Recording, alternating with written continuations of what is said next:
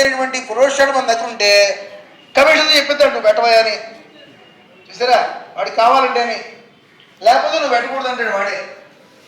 అంతేందుకు great head master ఉన్నాయండి 23 మన జిల్లా గ్రేట్ హెడ్ మాస్టర్ వచ్చిందంటే నేను సగర్వంగా చెప్పుకుంటున్నాను. దాంట్లో నా గంట జవాబు. మీ రాజమండ్రికి అన్ని పేద గ్రేడ్ హెచ్ఎంలు వచ్చినాయంటే దాని వెనకాల కృషి ఎంతో ఉంది. మరి గ్రేట్ హెచ్ఎంలు వచ్చినాయి అప్పుడు 2009లో 342 గ్రేట్ హెచ్ఎంలు వచ్చిన పరిస్థితిలో దాంట్లో 23 మున్సిపాలిటీకి వచ్చిన పరిస్థితిలో మా మున్సిపాలిటీ నేను 3 తెప్పించడం జరిగింది. మా మున్సిపాలిటీ 4 కూడా గ్రేట్ హెచ్ఎంలు ఉన్నాయి. కానీ ఆ గ్రేట్ హెచ్ఎం కూడా పరిస్థితి మనకు లేదు. ఇప్పుడు డేటాబేస్ ఇస్తున్నాం, దాంట్లో గెలిచడం నామినేషన్ మనంతా మన చేతితో మనం కాలు రాసుకోవాలా, మనం ఈ ఊరు వారు టెస్ట్ పాస్ అయ్యాము, ఎటువంటి టెస్ట్ పాస్ అయ్యాము, అది పరిస్థితి అన్నమాట.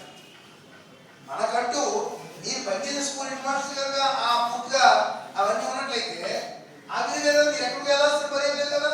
మీ జీతం మీ హెడ్ మాస్టర్ చేస్తారు కదా, జీతం చేసే పరిస్థితి లేదు.